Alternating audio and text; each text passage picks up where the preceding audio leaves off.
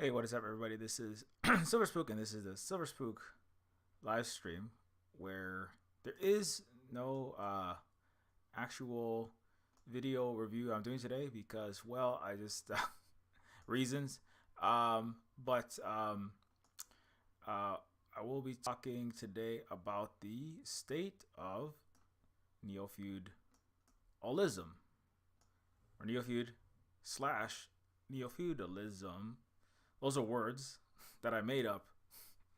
Well, the second one I didn't make up, but Neofeud is a video game, obviously, that I have been working on. Or Neofeud 1 is a game that I spent 2.5 to 3 years working on.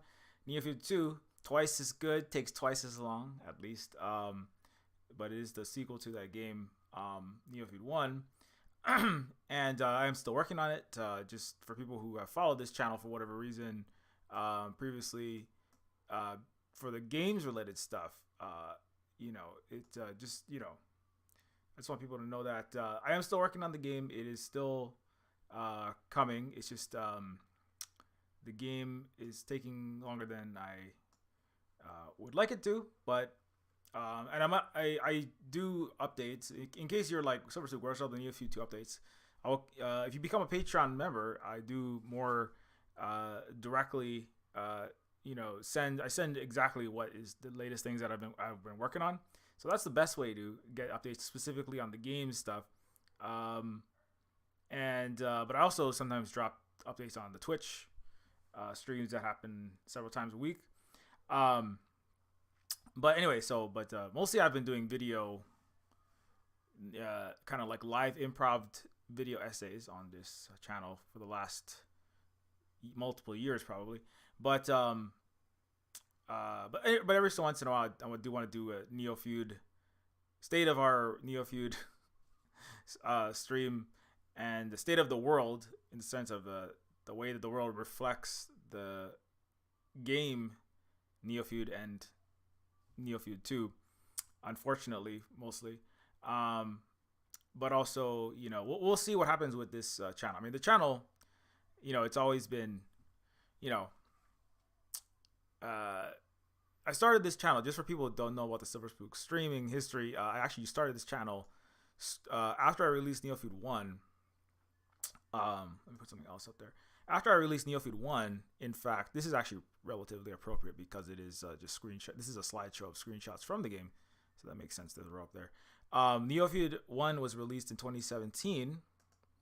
It was released in is this thing the correct? This is correct, right? This is the correct. Sorry, I had to restart my computer, and I'm like looking at the screen. Anyways, so Neofeud 1 was released in 2017 March on itch.io, and it was, I didn't really know exactly how it was going to pan out. I spent like okay, you're too loud. I spent about 2.5 years to 3 years working on it. It's really longer than that because the ideas and the background of the world and all that stuff had been percolating up for. It's really more than 3 years, but it's like 3 years, like grinding out all the code and the art itself, maybe. But it's really longer than that. These games, they don't just like they take a lot of time to kind of mull over concepts, play with ideas. Like I had a Shadowrun module that I created in Shadowrun Returns for Neofeud.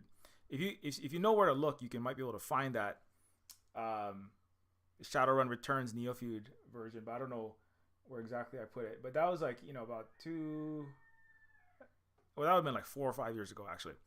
And I was playing with the ideas, like what would this game be like? I had this idea. Holly and I were watching Game of Thrones, and Holly, my partner and moderator, of course.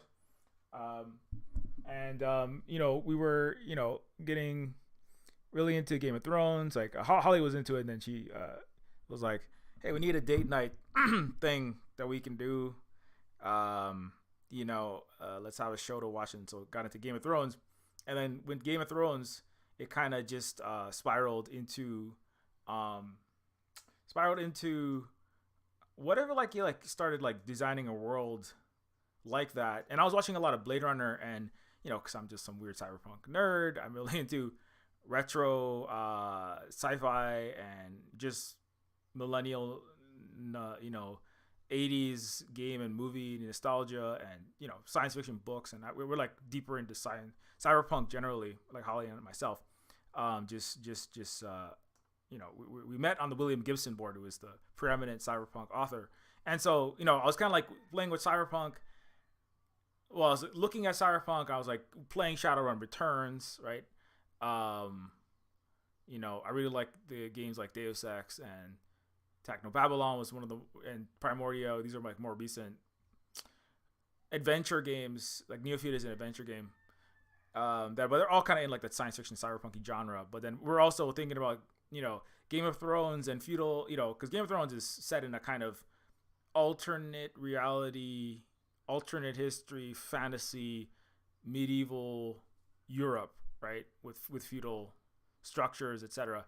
And so it was like, what if we had like a cyberpunk present overlaid with, Game of Thrones like feudal reality? That was kind of like the original concept. And then it went through multiple iterations. Shadowrun Returns module, and I was like, I kind of want to like release this as an entire thing.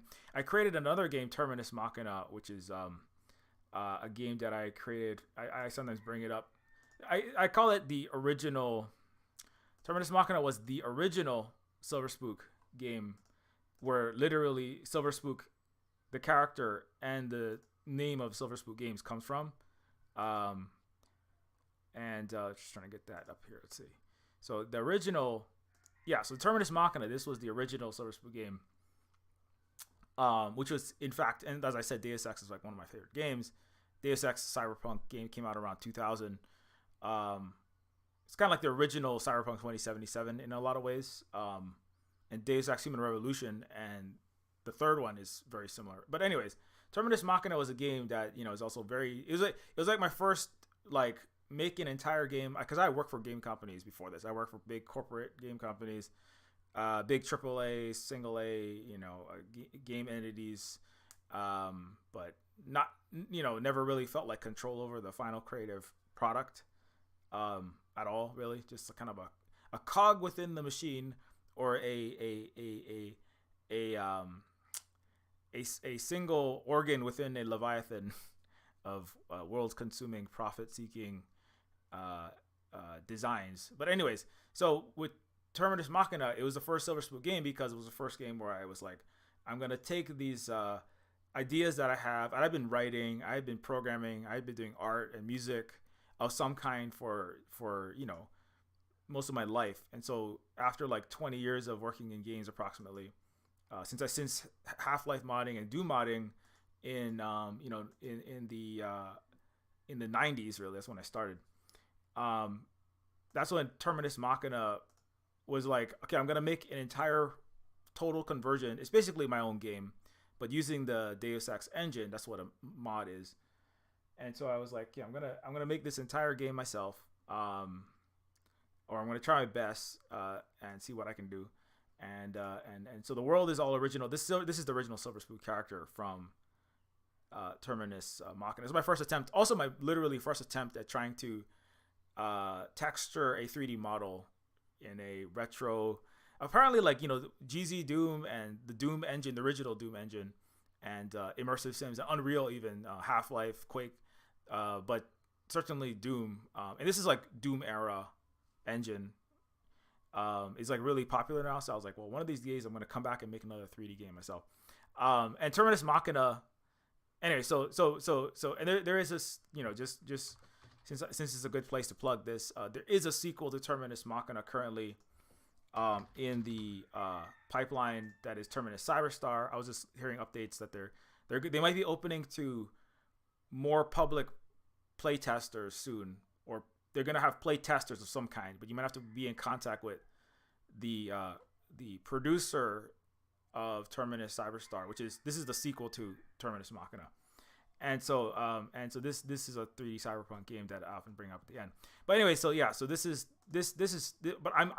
wrote the backstory, I wrote the world, I wrote the game design, the main script of the story of the game, and then I've handed it off to the team of Terminus Cyberstar to try to finish this. And so, but yeah, anyways, that's just a quick plug for that since I brought up Terminus Machina. Anyways, so what does it have to do with neo-feudalism? Well, I mean, a lot of things.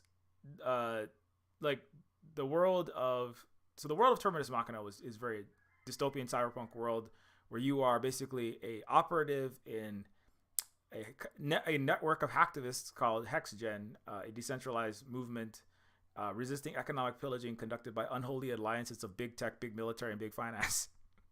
So that's already, I mean, and I wrote this a long time ago. It was like 15 years ago I started writing. It was a while ago. If you think The Wind-Up Girl meets Neuromancer, I was reading The Wind-Up Girl at the time, and I was like, I liked a lot of aspects of that. But anyways, and Terminus Machina was basically a cyberpunk game that introduced facial, vocal, biometric capture devices. You can basically take someone's face and take a picture of their face and like put it on your face with this like 3D facial projector to impersonate people. It had things like wireless internet that didn't exist in Deus Ex at the time, so you could like hack. You could do like hack Wi-Fi systems. You had to have stealth on the internet as well as in the real life. All your web activities fully surveilled, and you needed stealth. In meat space, not just cyberspace, or in cyberspace as well as meat space. Introduce new types of hacking. There's a cryptographic hacking. There's DDoS spoofing. Hunger.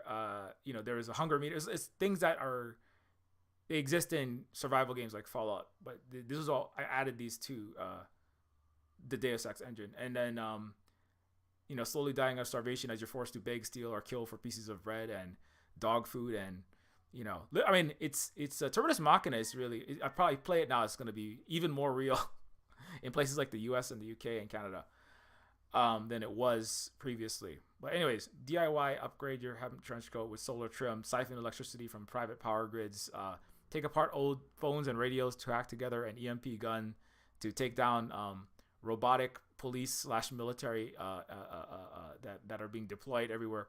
Set up hydroponic gardens in your squatted flat so you don't have to kill for every meal. So like food security, all that kind of stuff that people are like very worried. This is like Terminus Machina is actually very relevant to the present as well. That was like, and it was in an in situ collapse of San Francisco and the United States generally, and mass obsolescence of the population. As ChatGPT is replacing lawyers and doctors and teachers and definitely teachers and anyone who has to write for a living, anyone who works in an office and writes reports, data, marketing, copy, university professors, so-called journalists at places like the New York Times, and everybody's even script writers, game writers, science fiction writers.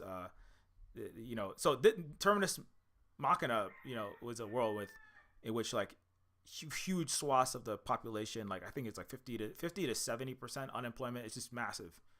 And so that was, so Terminus Machina. So Terminus Machina is set like in the current world of in the current world of Terminus Cyberstar. I'm sorry, in the world of Terminus Cyberstar and Neofeud 2, they're all. I'm working on kind of interconnecting them all, like so that the Terminus and the Neofeud universes are basically one.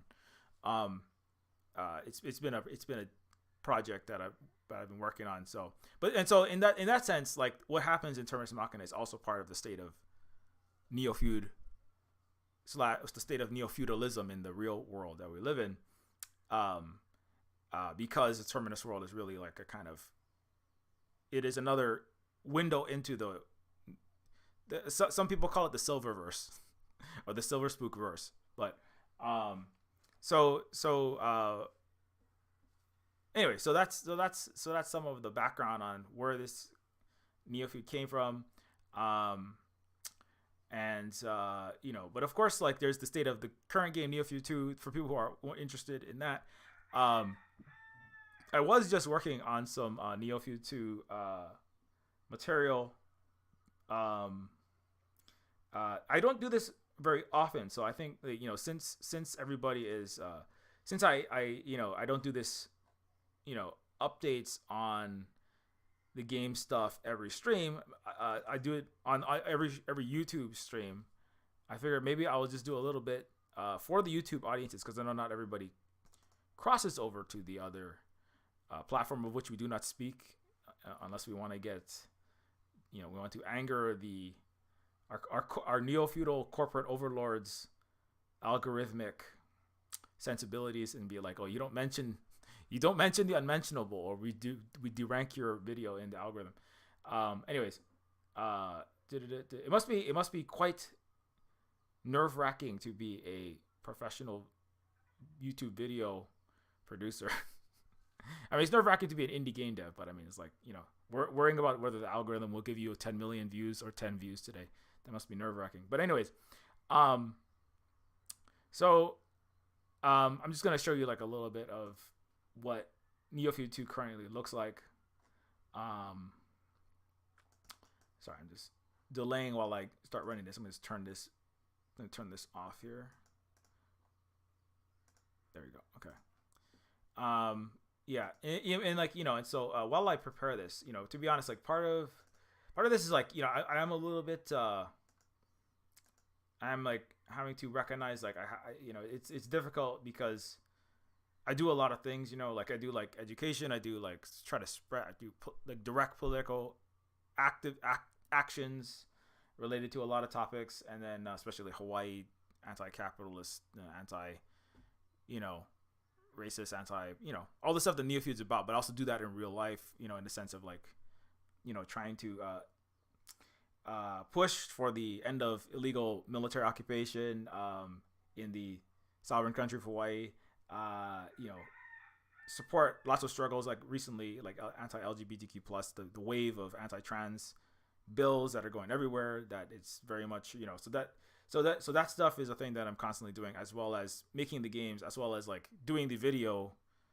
I've been doing 4 streams, 3 streams, and then 1 like streamed video a week, and so that's a lot. And so a lot of this is trying to figure out what I can't really do. I have to kind of pull back. I can't spend too much energy on any. I have to like limit my total amount of things that I'm doing, I think, because otherwise Neofeud 2 cannot get done. Let's put it that way. And that's like, I really got to finish that game. And so, but let me come back to this in-game. I'll show you some of the most recent stuff I was working on. You have to intro. Okay, there you go. Sorry, I'm not in my full Silver Spook. I will get to still Silver Spook mode at some point in this stream. Just give me 1 second. I'm just trying to like get my programs functional. There we go. So anyways, and so this is just like just a random scene I was just recently working on, and this is a scene in Neofeud 2 that it's very very very cyberpunk-y. See, I'm going to skip some of this because I don't want to give too much of that away, but it does have like flying cars, does have very cyberpunk scenery, but then it's also very specifically from a Silver Spook angle, obviously, and like Neofeud 1, it's very trying to do something that's very satirical, but also very much about the moment and very serious at the same time. It's like very funny and then also very serious in a cyberpunk science fictional kind of Douglas Adamsian caricature universe. Neofeud is almost like a meta cyberpunk game. It's like a caricature of cyberpunk. It's like a simultaneously a homage to and a criticism of and a lampooning of the gritty dystopian meat hook with lots of neon flying cars future that everybody is all into. So anyways, but I just want to show like this is just like this part, you don't have to worry about these characters. I gotta redo part of what I've been doing is I'm actually like as I've been working on Neofeud 2 for a long time, I have to like I'll just show you like one of these animations that I was working on here. Like lifting cars, and every one of those frames is painted in Photoshop, as I was showing in a previous Twitch stream. And so yeah, here's like another one. I'll quickly show you this. So you have like people with cybernetic eye augmentations and, you know, super strength. You know, so that all that kind of fun, you know, cyber stuff is a thing that, you know, it just takes a long time to paint each frame in Photoshop, all the portraits. So these characters all have like, the main characters have like many expressions, probably 10 or more possibly. You know, so anger and sadness and, you know, fear and smirking and snarking, you know, like just like Neofeud 1, but even more so. And so, what's up, Strin? And so all that does take time and energy to produce that. But anyways, okay, let me get to this character. This is what I was working on. I actually like this part a lot. Well, I say I'm happy with this part because I find it funny. Anyway, so this character here with the blue hair, is in fact not a human. This character is a super advanced indigenous alien to this planet, right? That the Eutropian colonizers, right? Because Neofeud 2 takes place in a Star Wars sized, Star Trek sized, you know, galactic sized universe. And so this dude Nostromo, where his name is sometimes just shortened to Stromo, is a member of the Eutropian colonial military. He was designed, right, like a very steely Roy Batty, right? He was manufactured to fight wars for the Eutropians, who are kind of U.S. NATO.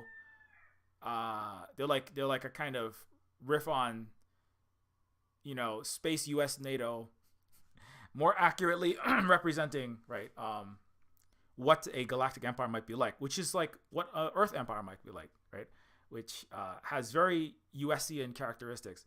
And so he is partnered with, for reasons I will not tell you right now, with this indigenous alien, who is able, but they're also able. They're much more advanced, right? This species called the Venuoran, or the Venurin is shortened to sometimes.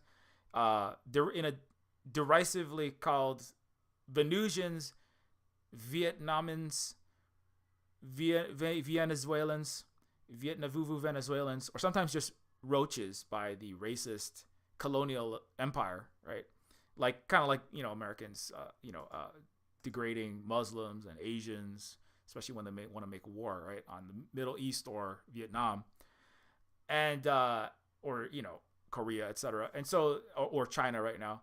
And so the indigenous people, but they have super advanced technology, so they're able to like turn their bodies into, basically they have like some unknown super nanotech that can basically transform their biological substrate into any species, like basically like the equivalent of godlike power or magic to the Western human U.S. NATO people. And so that's just a little context for this little bit. Okay, so I'm just gonna show this. The Oracul, or the eyes of the stars, tap into sight beyond our plane of existence, revealing hidden truth that any species optic apparatus cannot. So that's the indigenous alien. Like they have this. That's their technology. This is one of your various techniques or abilities that you can use. Earthlings once called them oracles, crystal balls, or super duper forensic god tools more recently.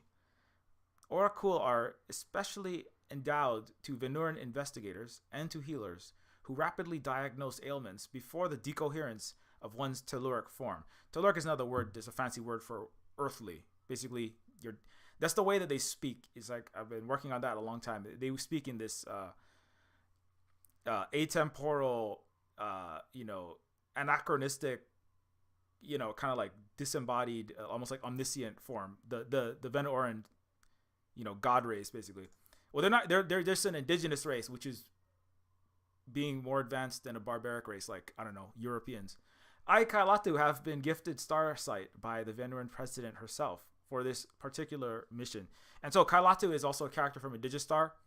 Kailatu is Indigistar is a smaller side game that is in between Neofeud 1 and Neofeud 2. I mean, since I have brought that up, I'm just gonna throw that on the screen for a moment. I promise this is not just Silver Spook tries to sell all the Silver Spook games stream. That's just a random thing that you got to do when you're an independent, cooperative, non-capitalist, decolonial business. So, anyways, but yeah, in Indigistar, that the main character in Indigistar is Kailatu. That is going to be the character that shows up in Neofeud 2, and then changes bodies depending on the context. And so this place in Indigistar is the home country and the home capital of the indigenous Venoran. They're much like Asian Pacific and Turtle Island indigenous people inspired civilization. And so if you want to learn more about that, you can always play Indigistar. But back to the game. That all show up on the screen? Okay, it looks like it did. Okay, so Ai Kailatu have been gifted Starsight by the Venoran president herself for this particular mission. Psionic harmonization can calm the raging storms in the mind and rescue victims submerged in the astral ocean, what the young race calls a coma. The young race is the term they have for American/European Western capitalist racist people, right, that are colonizing the galaxy and ruining everything and causing, mass homelessness, environmental degradation, etc. Police brutality, police forces that are slave catchers essentially, right? So it's very very shooting people in doing basic, trying to protect environment, like a Cop City, that kind of people that run the West, right? So they call them the young race because they're very new at. They're not very they're like a teenager crashing the car of their own societies. They don't really know how to run them, their own cultures and their own countries. So, anyways, psionic harmonization can calm raging storms in the mind of rescue victims submerged in the astral ocean, what the young race calls a coma. The neural osmosis can also be used to telepathically eavesdrop, and others' synaptic orchestra can be thrown into discord or silenced. However, such malicious uses of Venusai or psionic power are frowned upon and considered anathema to Venoran ways. And so part of this is a play on, there was a lot of, in science fiction, in Western science fiction, there's a lot of psionic powers comes up, it comes up in, comic book heroes like Psylocke, in the Marvel universe, which is, arguably, of course, comic book superhero fiction is a subset, a more childish subset of science fiction, which is a childish subset of, a Western science fiction, certainly, of all writing. But anyways, so I'm just here to insult all of the genres that people consume, might buy my game. That's all I'm here to do. Anyways, psionic power are frowned upon and considered anathema to. So, but the other thing is, psionics is Kerrigan is a character I was thinking of, right, in StarCraft, the Force, but the advanced alien races are like known to, be able to do some kind of telepathy or be able to, there's lots of Star Trek races that can do these sorts of things, telekinesis, mental, ability to see the past and the future, ability to manipulate other people's minds and control them. The Jedis, these are not the droids you're looking for, Jedi mind tricks. And so, but in this one, it's kind of like there's the indigenous people of the planet, right? Who the space Euroids, sometimes they call them Yankoids, sometimes they call them Euroids, sometimes they call them the Star-Spangled Romans. Sometimes they call them the young race. Sometimes they call them the broken people. uh, they're showing up and they're but they don't know they have any of these powers, right? And the psionic power, and it's also is going to refer back to Neofeud 1, which does have characters who have psionic or quasi psionic powers. Well, I should not really quasi. So Neofeud 2 kind of expands on that as well. Anyways, Kailatu's temporal distortion ability slows time to a crawl, so no one can count grains of sand. So one can count grains of sand falling from an hourglass, or speed it so that flowers bloom and wilt like fireworks. The deific Veneran technology is woven into the helices of Kailatu's DNA, quantum tangled with the threads of her consciousness, so it cannot be transferred. Quantum gravity distortion lightens a heavy calabash, speeds construction of ziggurats, or can avert the breaking of one's shell when falling from the sky. Don't ask why they're falling from the sky. You have to play the game to find out.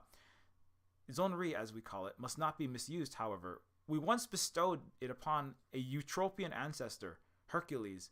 He abused the sacred power, lifting marble columns and uprooting trees to pretend godhood for fame and fortune. Intoxicated, Hercules took to massacring endangered megafauna, became a drunken menace, slaughtered his own children, and was finally poisoned by his wife. We did not repeat the experiment. So then, so then that happens. It's like Neofeud 1. When you read an object description, you might get like half of the, random, history of one civilization. But anyway, I've installed a so-called dope cyberpunk mod. A poorly designed elementary prosthetic arm.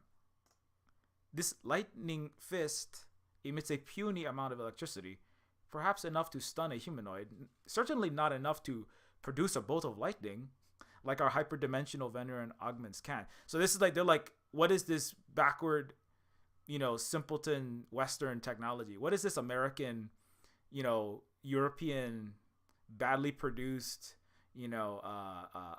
very, very low quality product, It's like the Chinese looking at British clothing in the 1800s. Researching Westoid culture, I have discovered that they willingly remove their limbs, grafting badly made, overpriced chrome wear to their mangled torsos. Infections, accidental death, and poverty result, all for this so-called cool factor. It's like Cyberpunk 2077. This is definitely shots fired at Cyberpunk, all of it, in 2077. I am now very hip and with it, and I will make many friends in Star-Spangled Rome. Because I chopped my arm off and put a gun on my arm. Anyways, okay. So anyway, that's all I'm going to show you. Here, I'll show you one more thing. So you can in Neofeud 2, you can also do things like let's see. Let me use this on here. This is just like one of the animations from the game that takes a little bit to work on. I don't know if you can see that what's happening, but. Okay, I'm gonna skip all that. But anyways, so these are some of the characters that you will see, and that's enough of that. So anyway, so that's the State of Neofeud 2. It is still being worked on. It is in progress. I'm trying to stay more on finishing the game and keeping my head in the game. And part of it is one thing I will say about that is the State of Neofeud. It interestingly, as I was saying earlier,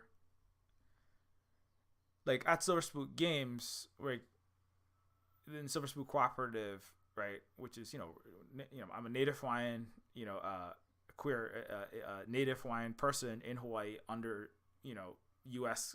capital and imperialist occupation. The water is being poisoned. Mountains being bombed, they're accelerating all of these things, and also there's just the whole capital.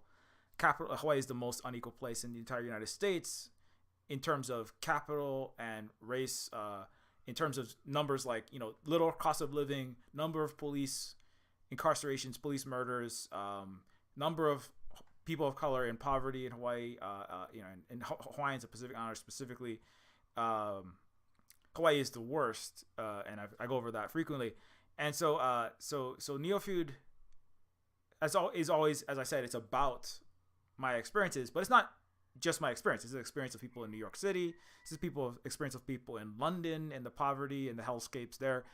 Anywhere that has a what I call, that has a Western barbarism of a variety of flavors, right? Whether that's feudalism, capitalism, capital colonialism. They're really all facets of the same ugly stolen crown jewel, really. But Neofeud is a game that's about that existence that I and the kids that I've worked with, Terminus Machina by extension, have had to live, and then trying to put that straight into a game with, as it's gussied up a bit with the trappings of cyberpunk and science fiction, and it's got the neon, it's got the flying cars, it's got the gritty streets, it's got the robot limbs, it's got the artificial intelligence, it's got the high tech low life, it's got all that stuff.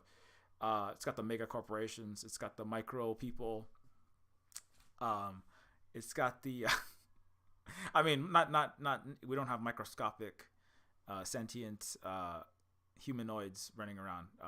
We don't have gnomes necessarily, but it's got, people are being stomped on by huge faceless capitalist entities, etc. Like Neofeud has all of that stuff, but it doesn't, what it doesn't, not what it doesn't do, but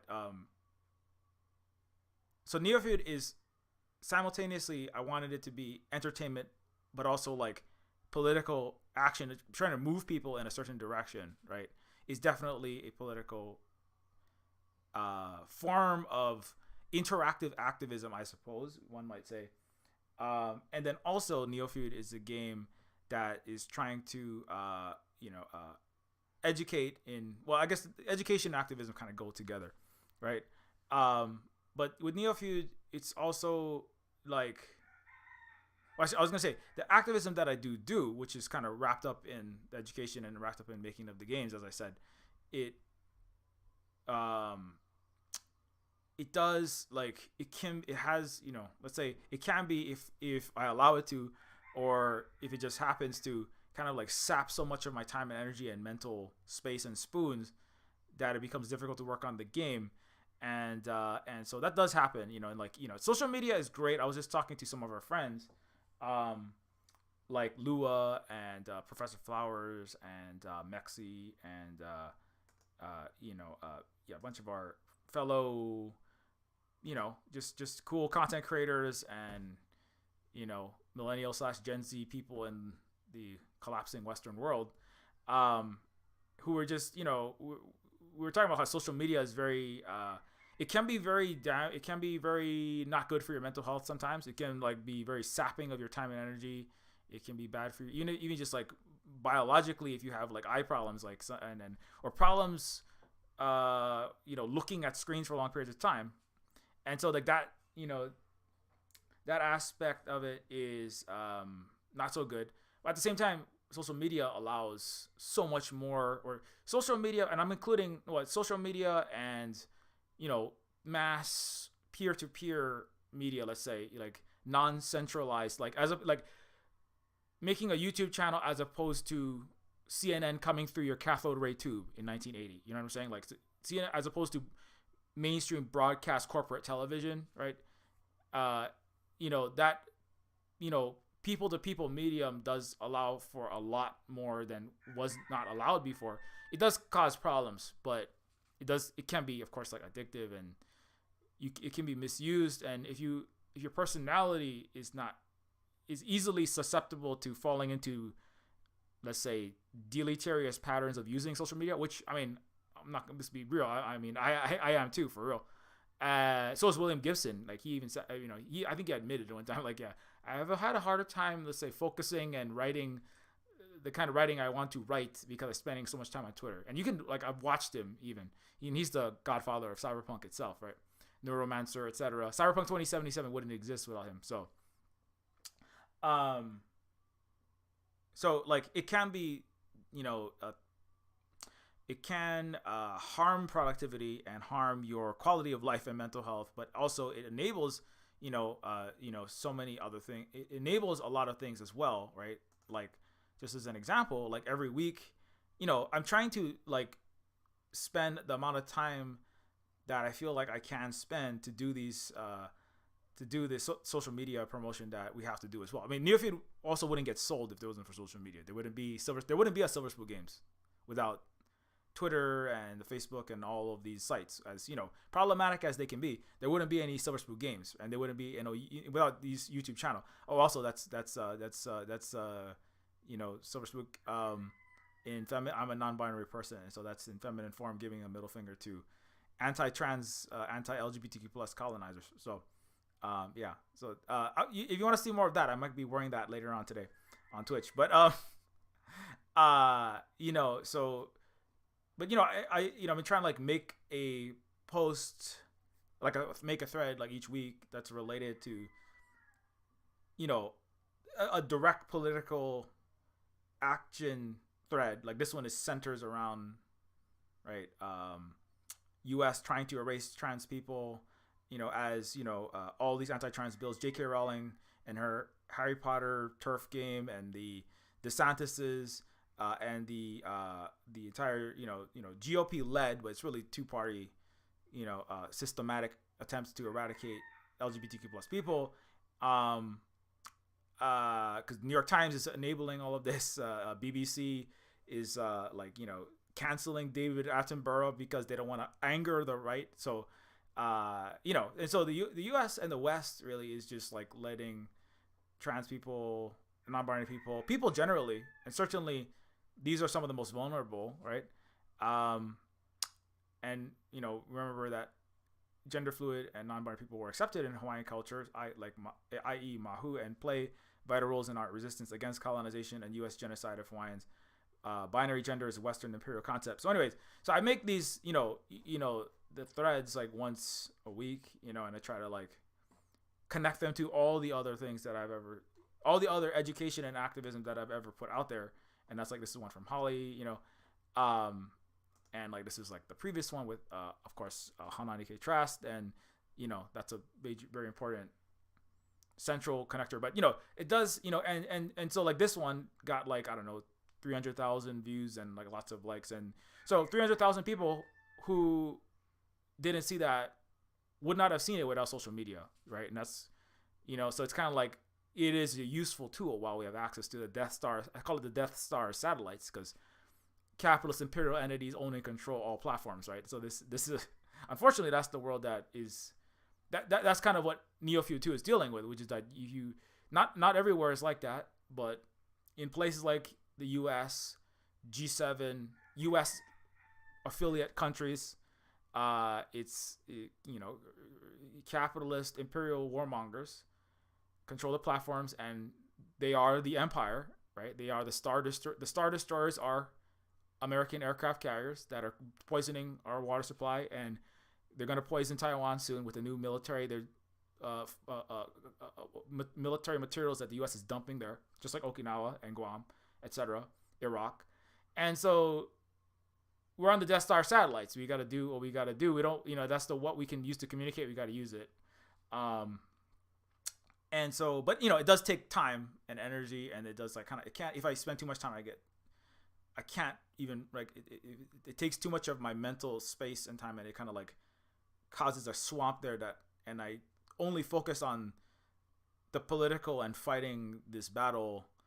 The direct, not to say that the game isn't political, but like the game, I was telling Holly, like, I feel like, sometimes it's like, a lot of Neofeud 2 up to this point has been written in, it's like a one color painting, like everything, I see, like I see a rainbow door and I want it painted red, like everything is painted in the like most political, it's written like a Silver Spook stream almost, like a,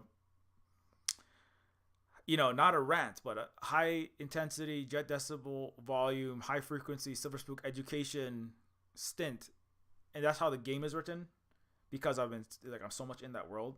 And so I was telling Holly, like, I kind of have to like, so it feels like it's all at one tone, but that's like to have an interesting, like, piece of interactive or art or entertainment or a movie or a book or a game that, you know, you don't want it to all be one tone, right? Otherwise it'll get monotonous. I mean, as entertainment, I need to add more to it. You know, it needs to have like red and green and blue, and you know, the characters have to be more differentiated, and you know, and they have to have, you know, some kind of romance. I'm joking. You know, some people, I used to joke, like people kept asking me, Silverspook, will I be able to romance hot cyber babes in this cyberpunk game? I was like, what? And then I was like, then I thought about it later on, and I was like, there are so many of these games where it's like the whole game is just like, it's like a dating sim with slight shooting characteristics or puzzling thing, but a lot of it is just like that whole aspect of it. But anyways, but long story short, like there does need to be like more interpersonal. I need to insert more interpersonal and how do we say that? Like the characters' arcs and the characters, you know, liking each other, disliking each other, having, having romance, you know, building their relationships. Like Neofeud 1 has that, because I think I was not that I was apolitical when I made Neofeud 1, because I was never apolitical. But like the percentage of my time and my life and my head that was occupied with the like what is it? Like, let's say very directly and purely targeted political, like anti-imperial digital warfare almost, right? Like that kind of like digital warrior like thing. I have this like demon character, I'm thinking that's almost like a personification of that Silverspook, that's like all in red and black and has a gun, and it's like, who wants to die first? Like which imperialist asshole, which grand chessboard playing think tank or fascist wants to die first? And then I get on the stream, or I get on the panel, or I get in the, you know, social media site, and I just like rip all their faces off, you know, and then consume their hearts. But you know, and so like that, but that like the whole game can't be that. So, you know, otherwise, you know, it's not gonna be, it doesn't have the variation and the depth that would make, not that it would be a bad game, but it's just like, it's not going to be the game that I want to make, you know? So anyway, I'm just kind of talking to myself in my head about things here, but I mean, that is the state of Neofeud 2, because I'm the person that is making it, and but it is also the state of the world as well. So I'm kind of talking about all those things at the same time. The state of the world, which is such that the United States, the West is, you know, Saudi Arabia and China, I mean, just fun little random facts, you know, the multipolar world is happening. The colonial imperial world is dying. It is losing the U.S. and the West, the Euro descendant, capitalist, historically colonizer, right? Colonizer is a word that means planetary enslaver, killer, murderer, and ultimate parasitic, malicious force. That's what colonialism is. Such a word that you need to get like a more impactful word, you know. That's just my writing tips. One of these days I'm going to come up with something better than that, you know, and then normalize it throughout common planetary parlance. But like those people's reality is I shouldn't say those people's. I was raised in the United States occupation, and so I was forcefully Americanized. So that's my reality also, unfortunately. You know, it's like, you know, so that's that neo-feudal, which is, you know, a system of, you know, I mean, this, you know, I spent entire streams talking about the word neo-feud, but that reality of vast injustice, inequality, you know, and this kind of nightmarish existence that you live in places like the United States, with no healthcare, with no housing, et cetera, with corporations, mega corporations running everything like a cyberpunk dystopia. That reality is falling apart, and part of that means that we have to, like, or I feel, right, like, try to do everything to help people through that process, help people in the U.S.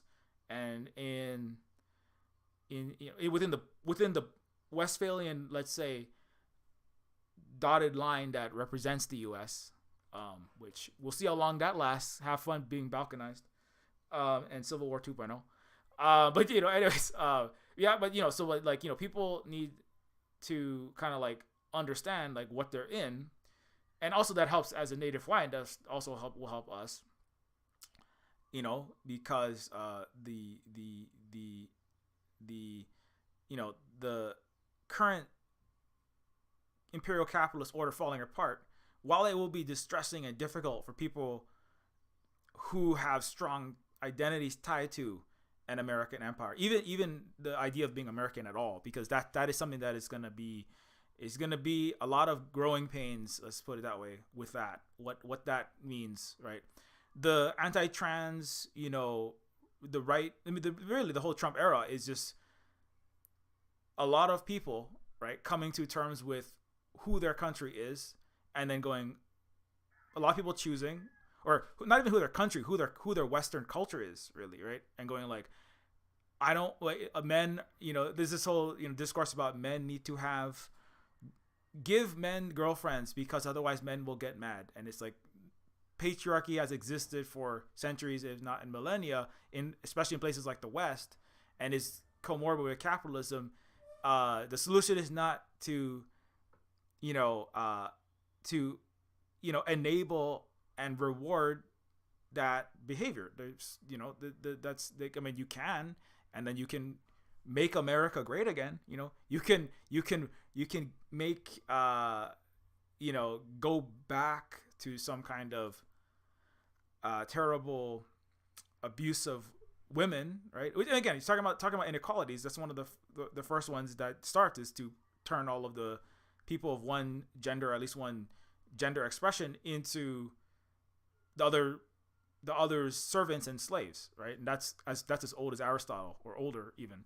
But certainly it's Greco-Roman, British, French, Spanish, all the way to the United States and Canada at present. Jordan Peterson is just stating, and so like Neofeud and Neofeud 2 are kind of about, not necessarily, because part of it is looking from the outside as a native Hawaiian into the colonizer world, but part of it is looking, because I've lived inside of the colonial capitalist patriarchal world, and going like, this is where we are. We have to get out of this, but you don't even know what you're in. You can't escape it, right? And so, so Neofeud is currently, unfortunately, it is very, very close to where we are at. I mean, I feel like it's much closer than I would like to. But I do give the corollary that, like, or qualify that statement with, outside of the United States and Europe, as I said, right, in the formerly colonized world, like even in Central South America, right, even at places like Cuba has a longer life expectancy. Cuba has better healthcare. People don't pay $70,000 when they go to the hospital in Cuba. In China, in Vietnam, the quality of life is. I just was talking to a Canadian from a Canadian from a not poor background, let's just say, as far as I know, right? And they were like, I would move to China in a heartbeat if I didn't have ties and people and things I need to. If I didn't have, like, not necessarily baggage, but if I didn't have people that were holding me here, I would have, I'd be moving to China like that, And I do know people that have moved to China because the quality of life is better, the treatment is better, there's no threat of fascism. There's the healthcare costs are not privatized, capitalist, exorbitant hellscape costs. The housing costs are, basically you're gonna be housed. They have guarantees like housing, healthcare, water, clean water. By the way, that's not a thing that you can get in the United States anymore. It's guaranteed into housing, right? And they're also like guarantee clothing and food. So the neo-feudal reality is a very American, it's a very European, it's a very, people who have been historically very well off, right? Some people in their societies have been historically very well off, but now that reality is different, right? That reality is different for 10% of the world that has been used to being the ones on top, right? And so that's the other part of Neofeud 1 doesn't deal with that as much. Neofeud 2 deals with that more. Like the international reality. But at the same time, it's kind of like, people, it's people, yeah, and it's the part of the deal is, yeah, people, if everybody can't just leave and go to another socialist country, although many people will, there will, people do still need help inside of the territory that's called the US and Canada. Like, the territory itself needs help, but how the people are helped, right? How these, because people, there's a lot of talk about, we got to dismantle these systems. And of course, like saying racism, capitalism, colonialism, anti-LGBTQ plus, etc., have to be dismantled. That is important. Doing it is harder. Of course, like having more education and people experiences and content out that is like that people can connect to is part of it. And so that's part of why I make these games and like do these streams, and so people have a place to go. Slightly related, like Black Power Media, which I was recently on. Black Power Media is a YouTube channel that I was recently on. Let's see, BPM. Speaking of the neo-feudal present. Wait, Black Power Media.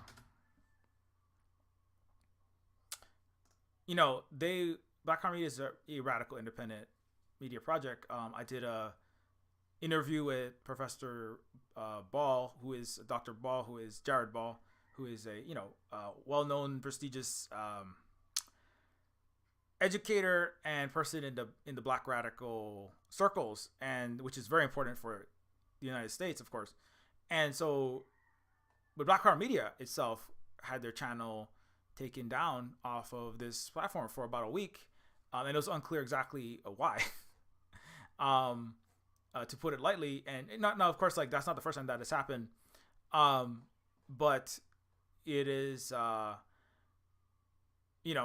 is part of the reason why I have been doing so many YouTube video improv essays, just taking a random movie or TV show and just running with that until I get to the thing I really want to say. And so that is also part of the neo-feudal reality. I guess that's what I wanted to say about that, right? Which is that the state of the state of real world neo-feudalism is being in a position where many people want to push to make a change. There is an information and educational, it's a war, it's a war, but it's not a shooting war. I mean, I don't know what the appropriate word. It's certainly a struggle, right? It is a conflict, right? I think in the Marxist terminology, they might call it, what would it be the exact term? It is a digital, artificial intelligence, complicated contradiction to be resolved, right? Although, because our AI does come into this, AI that you can make thousands of fraudulent social media and or YouTube accounts. ChatGPT can pump out, imperial propaganda from NYT and from, just fascist stuff from a Breitbart or to Washington Post articles, and so that does complicate it. So the informational, educational war over the minds of all of the people, right, in a place like the United States and in the West generally. Where are they? Where do they stand? What do they think?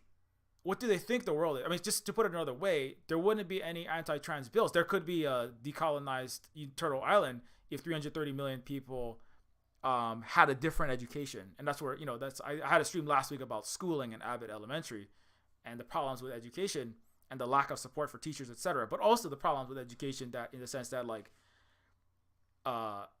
it's not just the school, but the school is very important. But it's also the parents, the people who raise the child, right, create the new person. And so, right, to have 330 million pro-capitalist and maybe 150 million or 100 million anti-LGBTQ plus, very loudly pro-American, in denial of settler colonialism, in loving capitalism, or either loving capitalism or not liking capitalism that much, but just adhering to it because it's the best system we got. All of that, which is false, all of that is designed by a neo-feudal, education system and system of carers and nurturers that create the next generation. So, that's a very hard problem for a place like the United States to deal with. Actually, I'd argue the entire West. That includes France. France is slightly ahead in terms of like they're having huge multi-million person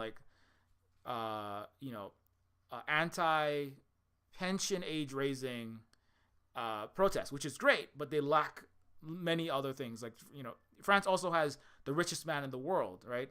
The CEO of LVMH, Bernard Arnault, is literally, right? Because France, this is an interesting paradox I just want to dwell on for a moment. Westerners like to look to the Nordic countries and France as this is who we want to model, right?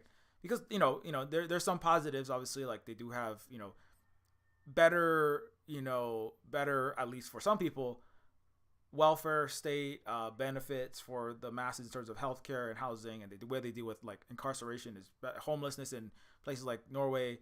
They deal with it better, but they deal with it better in Cuba and Vietnam and China than they do with any Nordic country dealing with homelessness. It's just called give people houses, right? Even North Korea is better than Norway or Sweden or Finland on housing. Is that in fact in North Korea you get a house, there is no such thing as a mortgage or a rent, period, right? But we have to give applause to Scandinavian Nazi, pro-empire countries that are blowing up the pipelines, because Norway also blew up Germany's pipeline for U.S. imperialism. Also, they commit war crimes in and around U.S.'s wars. Also, they're full of Nazis. So, if Nazis get good healthcare and don't have homelessness, if racists, I don't think these people should be so highly looked up to. And also, this guy, right? So, France also has a place that has very strong unionization, but they also have the richest man in the world now. It's the Elon and 209 billion. Elon and Jeff Bezos have fallen behind a Frenchman. So that, again, and my point there was that addressing the contradictions, like trying to address just, let's say, even being in a union, it's good, but being in a union for selfish reasons, like I often bring up, right? Being in a union just to get your pension raised. Pension should be raised, fine, right? But being in a union so that you can get your pension raised to the detriment, and then once it's raised, then you go away, right? Because France just has it's just like a national holiday. It's like a national routine. Hey, this is a time where we all go out and we do a strike and we stop working, and that's great. It's better to have that in your culture than to be like the United States, which is we just work every day of the year and then we go into our individual houses and don't care about anything else for the rest of the, and don't unionize. Or I should say, I would say disproportionate people who are in unions are people who don't deeply identify as American, though. That's also that. Where France has a different culture, but being in unions for with a limited consciousness of what it is. Oh, this is a time where we get a little bit more for ourselves out of the government, and it's good for the government, of course, to have to respond, right? Also, China is better than France, though, because the China doesn't have vast quantities of Muslims and black people living and rotting in prisons and getting murdered and being beaten. And China doesn't have colonies all over Africa, and it isn't like making slave markets in Libya, and it isn't participating with the United States in horrible wars. And China doesn't have a history of being a colonizer like France, that France has not even begun to talk about stopping. Macron is lecturing Africa right now. Macron goes to Africa and he is giving lectures to people that his country and his net worth has been stealing from and killing and enslaving forever. And France is, in that sense, France is worse than the United States.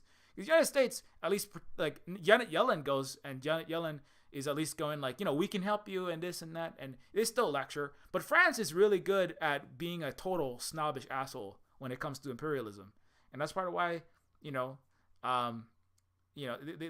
have their head so far up their ass in that sense. So, but anyway, it's not just a diss France stream.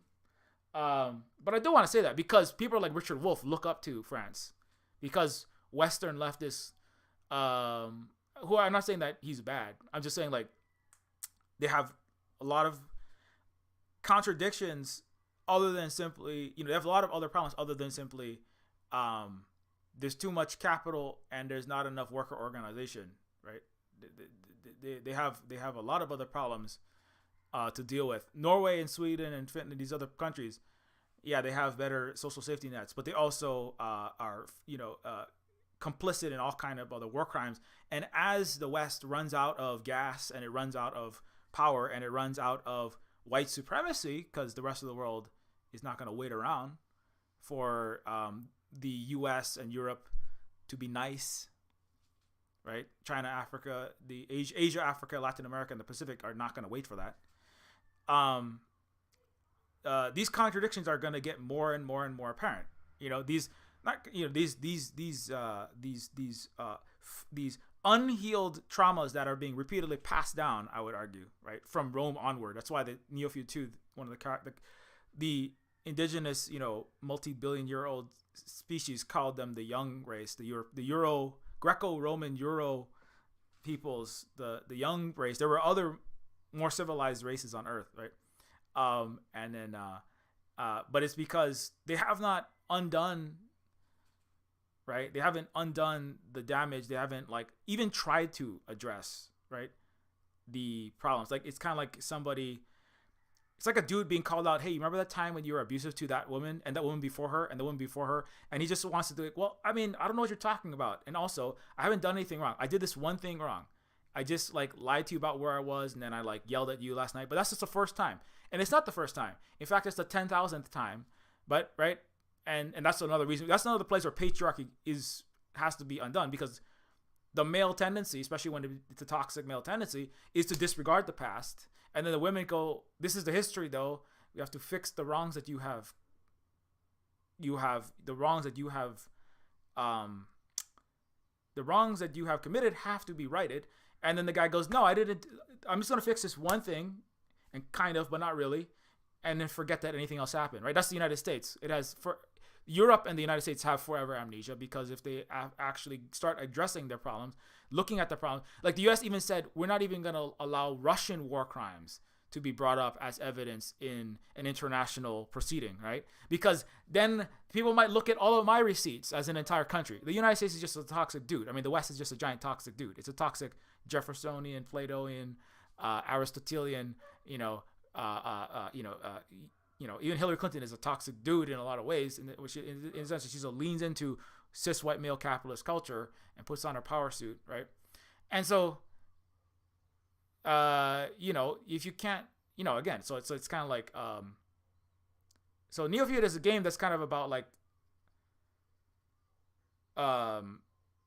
it's kind of like it has to mock all of Western culture, right? In a certain sense, it has to be honest about it. Like, it is garbage. Your police, all they do is murder and enslave people of color. That's all they do, because all your leaders are incompetent oxygen thief, going from golf course to gala ball to DC to Davos, and then you pretend like you have democracy. You talk about your democracy. You live in worse than feudalism still. That's the point of Neofeud, right? It's like mocking the West. Well, just not really mocking, just telling the truth.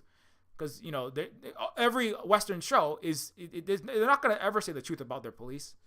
The closest that they'll get is that one bad apple cop, or maybe we should, but no, at this point, the West is just we got to give the police $50 trillion and the rest goes to the military.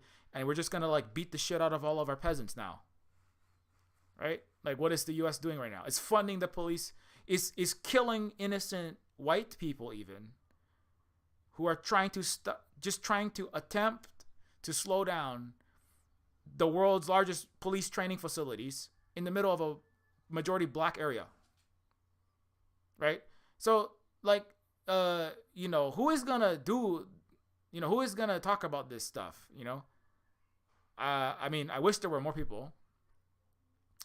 And so, I wish there was more art and other discussion. Now, of course, like in actual left, like, and mostly non-white circles, that there's more of that. And certainly non-US affiliated circles, non-Western affiliated circles. But in the West, it's either like I give up or I pretend like there is no history there.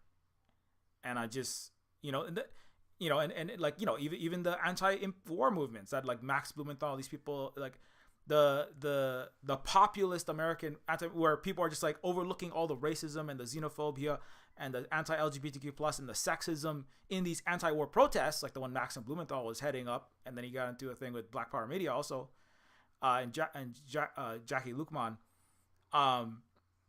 they don't want to address all of that that's there, which is wrapped up in your American. When you wrap yourself in the American flag, unfortunately, that's what you're also wrapping yourself in. And if you can't like look at yourself in an actual mirror, like people don't have mirrors, in the United States and in the West, they don't have mirrors. They have really nice, super airbrushy Instagram filters that they put up, and they're called Western education and Western media and entertainment systems, right? And they hold up this completely fraudulent funhouse mirror, totally airbrushed, totally beautified, rose-tinted version of who they are, right? And then they turn around, they go like, why is all this problem still happening, right? And it's like, you don't know who you are, you're never gonna move forward. And anyway, so I'm kind of just going into Silver Spook high-frequency education mode, but long story short, like it is of course, I don't want to depress people, but yeah, food is getting expensive. Just some recent updates, inflation is going to keep going up as the empires fall apart. The people, the undemocratic societies that every European and American and Canadian country live in, the neo-feudal elite, the neo-feudal capitalist, colonialist, racist, imperialist, golf course, private jet attenders, and Davos frequent flyer card stampers, these people that run the West, right, will take more and more and more from the populations under them. The Cubans' life will get better, and because their government actually works for them. The Chinese lives will get better because their government, mostly actually works for them. The Vietnamese, similarly. And South and Central America, they're having problems. But as the United States and the West die, and Saudi Arabia and China and Iran just brokered this huge deal that's going to break further the petrodollar and the methods of imperial control under neo-colonial, world reserve currency weaponization, and along with military hegemony that's collapsing. The U.S. is trying to declare war on Mexico. It's I don't know how that's going to pan out. It doesn't seem that they're having trouble, but they are trying to do that. And so the people who run the United States and Europe are going to squeeze more out of their peasantry, or their peasantry / slavery / child labor is being reinstated. I just read that. So they're passing laws in multiple states to reinstate child labor, so they can have 9-year-olds. 9-year-olds don't have to be, the parents of children of 9-year-olds don't need to be consulted for bosses to employ the children. That's like a new rule that's just being passed. And everybody's like, oh my God, this can't happen. This can't happen. This can't happen, And it's like, but again, that's what happens when you stare in a funhouse mirror, stable diffusion / chat GPT beautifier version of who you are. You look at that, you don't know what you don't know what you're flying into, right?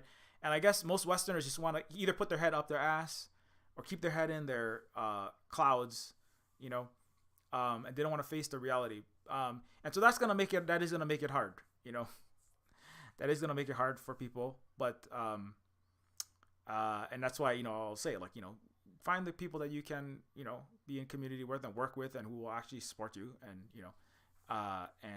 Because the Silicon Valley Bank just exploded. That was a very terminus machina moment. I'm just not. I'm probably gonna finish up soon. But I do want to say that the Silicon, apart from me looking fabulous, there's also the stocks of giant banks are crashing. So this terminus machina was, I said, the first Silver Spoon game, and I said the cysts are popping, which is awesome. It's not going to be good necessarily for a lot of people, because the second redux of the global financial meltdown of 0809 is coming. There's like mountains of information about that I can't go over right now where that is, but the current stock tickers for the large banking entities remind me a lot of the plot and the stock ticker graphic of the original Silver Spoon game Terminus Machina. The process of let's see. Well, it's I don't want to be somebody. I don't actually have oracles like the indigenous super advanced communist character in Neofeud 2, but so I don't want to play like I'm clairvoyant and guess the future. But the problems that were baked into 0809, China actually saved the entire planet from total economic and financial meltdown. In fact, by buying up billions and billions of dollars of American of American debt, and jump starting and using their economy as a lever to alleviate some of the collapsing aspects of the other economies. The United States and the U.S., the EU, and Japan proceeded to pump out tens and tens of trillions of dollars. Somebody recently, multiple people have actually noted that more money has been printed in the last few years than in the entire existence of the U.S. dollar itself since the founding of the United States, which is true. Hyperinflation has hit a lot of different hyperinflation, and the death of currencies and empires often coincide, and have happened before. Fiat currency certainly, and since the 70s and the Bretton Woods and they're taking the U.S. off the gold standard. The U.S. has already been on that trajectory, but long story short, there's huge amounts of money that has been just blasted into the out of the central banks, all the central banks, not just the United States, the Europeans, the Japanese, the three major, the trilateral commissions, three headquarters, right? The three prongs of the imperial, Ghoul-filled, Emperor Palpatine-filled triad of the U.S., Japan, and Europe, have pumped out tens and tens of mountains of money that has just been floating around. And the last several years of Silver Spoon streams, you can watch the ones about Elon Musk and neo-feudalism and what that looks like, and why the Boeing aircraft have like RC car motors and badly bolted Mountain Dew tin can shells don't fly, right? And why the F-35 crashes, and why Elon Musk has a clown car called a Tesla that didn't sell any products, and why he has a clown company called, he has a clown running a Twitter that he actually caused mass devaluations of. It's end stage imperial, capital collapse of capitalism itself as well, to a large extent, probably not completely, but the major sources of it. And so just yesterday, multiple banks collapsed. There's a process. JP Morgan, Citigroup, Wells Fargo, Bank of America, these are like usual suspects from the 0809 era. And as I like to bring up, I was studying to be a high-frequency trading Goldman Sachs algorithm programmer. And so Goldman Sachs is not yet on that list. But no, actually, no, they're not the most extreme. But part of, training to become one of these people is that, I had to understand how nightmarishly they run themselves and how badly they have screwed everything, and how overvalued their stocks have always been. The valuation of the entire West, the U.S. is not worth negative $1 trillion. If you gave someone $1 trillion and then you gave them the United States, if if you gave someone, here's a title to the United States and here's $1 trillion, that would not be worth it, because the liabilities in the United States in terms of like every day or every other day, there is another Ohio spill that is toxifying the entire, grounds, environments, and water, of entire states or multiple states. Right? There's a Norfolk Southern happening every day. I was just like reading about another one earlier today. There's too many. That's why I can't be doing this all day long, and I can't be doing as many of these streams. I have to kind of like limit it because there's just too much happening to all keep track of. But at the same time, it's good to have like the general narrative. And so the U.S. banks are crashing. And so what does that mean? That means that this is just a thing that was always going to happen. You can't print trillions and trillions and trillions of dollars. Like MMT, there's a lot of people like MMT. And like MMT will be fine if you have imperialism forever, you know? And if you assume that some people can consume, and that's all they do is just buy, and consume. And then 7.2 billion people mine things out of the earth, put things together in factories, you know, actually keep drive those ships and the boats and move the products around, right? And then other people do the care work and pick things off of trees and do all the work that needs to be done. Only if you live in some kind of, star-spangled Roman fantasy land, or if you live in like France, right? And you think that Africa and African slave labor and all the uranium from Ghana is just going to power your Eiffel Tower and your house. And all you got to do is just like fucking party in the street once a year. Right? And then you can keep plundering the rest of the world. And as long as you just like throw some firebombs, and I'm not saying that like, it's bad to go on strike, but I'm just saying like you have an entire imperial structure underneath you. And, you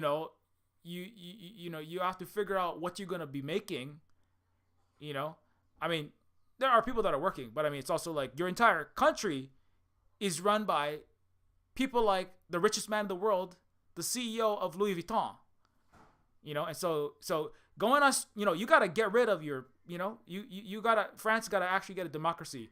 Britain got to actually get a democracy. Austria, you're going to get a democracy or you're going to get a fascisms. France is all, the reality is France, most of that is going off into le wokeism. They're all going full right wing, and you're going to get denazified by Russian tanks, or you're going to get, who the fuck knows? You know what I'm saying? I don't know. But what I do know is that the West's capacity to maintain the plunder of the rest of the planet is falling apart. And so people have to start, people are like, oh, well, shit, I'm going to have to grow my own food because supply chains are falling apart. Hey, guess what? People can't get Girl Scout cookies. I was reading about people can't get Girl Scout cookies. The oranges that we're getting every time around here, they all come out rotten, right? Supply chains are going to fall apart because the West's neo-feudal rulers, right? The people who live in the palaces on the top, like in Neofeud 1, they do not care. The people who live in the people who live in the palaces in the sky, like that, they don't care about you. They never had. Most of the population under that is full of all kind of horrible bigotry, racism, and patriotic nationalism, uncaring of the rest of the world, and that is gonna be like it's gonna be difficult and it's gonna be ugly. And the longer that people the longer that people in the West keep on having their head up their ass, you know what I'm saying? The harder is gonna be the longer that people wait. And so that's why, I don't know. It's like see, I'm already doing it. I just can't not go into the Silver Spook full Silver Spook mode. But anyways, so at the same time, it's kind of like we do need to take the time to also actually finish the games. I mean, because just people knowing that is important, but then also like having like what is the thing that you're going to produce, right? What is the thing that you and your community are going to produce that is going to be of equal value to the thing that you and your community are going to trade with the rest of the world, right? That's the end of colonialism. Doesn't just mean, oh, and now we're not oppressing those people anymore. No, it means like the people who were colonizers will have to get a real job. The deadbeat loser dudes who are busy, who have always taken advantage of women and people of color while having the nice job at the desk, will have to get a real job. You know what I'm saying? You can't just be like talking about the golf game and the football game and how much fun you had on Call of Duty while women and people of color do all the work in the office. You're going to have to, people who have just been bullshit artists on NYT, on MSNBC, typing out TPS reports, working in an office, right? Churning out nothing, right? Being paid $100,000 a year to churn out nothing in Facebook and Twitter and all these places. You're going to have to do something other than push imperial media, move digits around in a spreadsheet for global imperial plunder as a bank or accounting officer. You're gonna have to do something actually that's actually of value. That's part of why Russia is gonna beat the shit out of the U.S. and Europe, because they actually have an economy that's based in, economically they're winning because they have actual resources, they make actual products, they have actual things that they're doing that are of some kind of value. Now, it doesn't mean like because you work on a computer you're valueless, right? Digital infrastructure is important. People need communications. People need education. People need these things. But like, the thing that you're, just as an example, like we sell games like Neofeud, and if people don't like the game Neofeud, I gotta make a better game. You know what I'm saying? I can't just like sit there and go, oh, here's a bunch of bullshit that I put out. That was a nice meeting. Here's a nice other meeting. I have a degree in marketing from NYU, and because of that, I'm just going to show up to this office and collect a check. Or, the days of people of 50% of the people who had a gainful employment now is decreasing and decreasing. But the people who can simply just churn out eloquent BS and expect to get money, churn out lectures for Africa, right? Be an NGO for and just write some bullshit about how authoritarian regimes in Iran and Cuba and Africa needs to shore up its democracy or some bullshit. That stuff is over. So people are gonna have to get a real job. You know what I'm saying? And so that's gonna be part of the process as well. That's part of the process of dealing with the Neofeud alism of 2023 is the people. It's either you're going to have to figure that out. And some of that means you're going to have to deal with if the United States is going to be run by fucking Nazis. Like, the reality is U.S. already had a fascist coup. It's called getting Donald Trump in power. You had Trump and Pence. In some senses, the U.S. has always been a fascist country. Certainly if you ask the rest of the global South. But in other senses, the U.S. has already had fascists in charge. The U.S. It just doesn't have fascists that are actively massacring people at the level of the Holocaust yet. Right? And that even depends on what you count as a Holocaust. Is killing 2 million Koreans count as a Holocaust? This killing 1 million Vietnamese count as a Holocaust? There's like massacring indigenous people and black people with the police and in prison and etc. Does that count? Like what counts as mass ethnically selective death and suffering count as? And the reality is like that people are gonna have to choose. And that's why I'm being very clear. The United States is an illegal occupation. The United States doesn't have any legitimacy in Hawaii. It's actively destroying Hawaii. It's a little more clear for Hawaiians, I suppose, but not all of us. The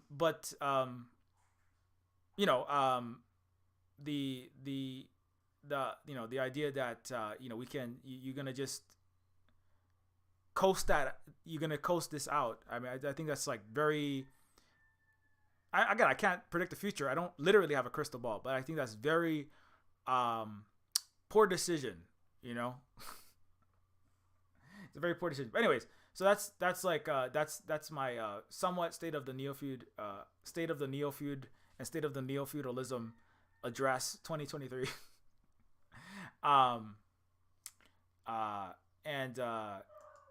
So don't forget, everything that we do here is supported by. I'm trying to get out a little bit earlier because then that saves me some energy. And then I will be back. We'll be back to do some more stuff in the evening, but on the Twitch. But actually, give me 1 second. I'm just gonna play the trailer. So here is the state of the Neofeud 1. Don't forget, everything that we do here is supported by the sales of the game, and don't forget to like, share the stream around, donate if you have found this at least worth listening to. I know this is not my usual video review that I do, but to be honest, like I just, I didn't watch anything I really, really, really want to talk about at this moment, and just feeling a little, I have to like give it a break for just at least one Saturday. But we'll be right back after this messages to finish.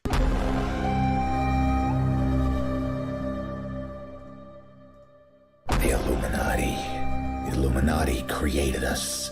They wanted to build a god with their own hands, and instead they created us.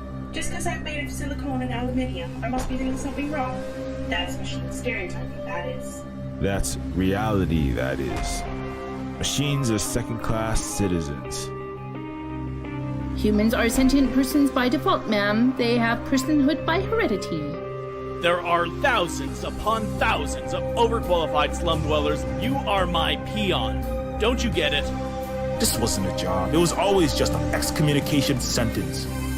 We're pawns in a feud bigger than we can imagine. Turn the cogs of the machine before Leviathan grinds you up and swallows you and yours.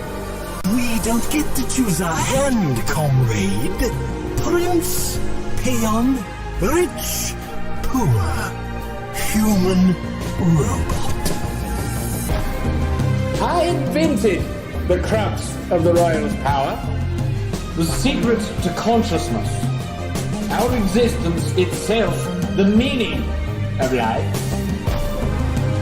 I'm the $6 billion baller, not some troubled youth. You are my greatest creation of all. Now I had to build my own family. I ain't your son. I ain't your son. I'm happy to smash all of the crowns and throw the gold shards down to the people. I will be the iconoclast queen. But who makes you queen anyway? You? You and whose army, princess? You and whose army?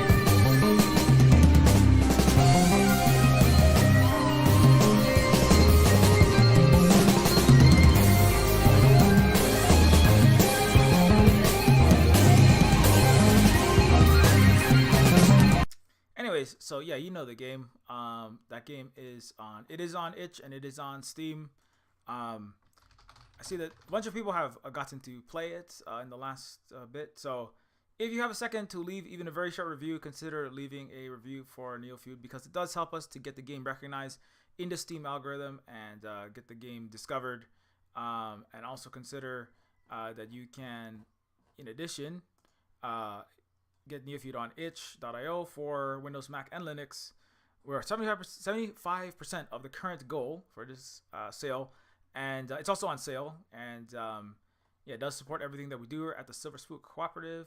Also, you can get games like Decolonators, which is a game for Windows, Mac, and Linux that is about kicking capitalists and colonizers' butts. Speaking of people around the world that are not in a dystopian cyberpunk hellscape. At present, Indigistar is another game that is, as I said, it's in between Neofeud 1 and 2. That it does like have characters that are crossovers from Neofeud 1 and 2. And you can also get Pigeon with Gun, which is a game about a pigeon who has a gun and blows away giant gajillionaires, F-16, bougie F-16 pilots, heart-stealing, lion, liberal, Valentine card-shaped politicians, and tons of other corporate-owned cops and fun stuff like that. So that's Pigeon with Gun. And Woman is, of course, a book by Holly, my partner, who was raised in right-wing evangelical Protestant Christianity. It is not a historical retelling, but a work of fiction that lends a different perspective than what is usually read in the Bible. And so that is a book that Holly wrote, and it is free, or you can support us with any amount through a donation when you pick it up. Also, you can support us at patreon.com/Neofeud. Patreon is, you can give us ongoing support for the work that we do here, as well as get access to the Silver Spook Discord, Silver Spook University, which is basically thousands of hours of the Silver Spook videos, as well as text, threads, etc. that I've created, categorized approximately according to geographical regions of the world, history, economics, anti-capitalism, race, gender related, etc. Hawaii specific. So if you would like access to that, consider becoming a Silver Spook patron. And of course, you can follow at Silver Spook Games, at Octodon.social, at Silver Spook Games, at Mastodon.social. for the Silver Spook Mastodon site. You can also follow Silver Spook Guy at Silver Spook Guy on Twitter. Silver Spook Games minus the E and Silver for the game stuff, and Instagram, Facebook, and we also actually we do it. Well, actually, I already did Terminus Cyberstar, so just real quick, you can also follow Terminus C, which is a low poly cyberpunk immersive sim in the vein of Deus Ex and System Shock that I am the content director of. It is a sequel again to Terminus Machina, which is a game I made in the about a decade ago, and it's a game that is has a sequel called Terminus Cyberstar. And you can also follow Holly at the Tech Fairy. Is a poet, writer, educator here, mod, and married to myself, and producer manager of KateNX TV. And it is a chaotic cabaret for the Goblin and you, and it's a Twitch stream show that Holly writes and produces with. And Holly also is primary caregiver parent here at the Silver Spook Cooperative as well. Tweets important stuff like that. And that is basically that. And thank you to all the people who have supported us as always. Everyone on this list, massively appreciated. We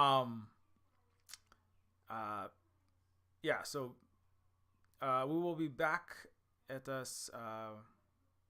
We'll be back at 8 Pacific on Twitch to chill out and just kind of hang out, and maybe I'll do a live video version of the new Silver Spook. Well, not really the new Silver Spook, the improved Silver Spook alternate presentation, which you can find on Twitter that I showed briefly. So stick around and watch the Silver Spook fashion show later on today. Okay.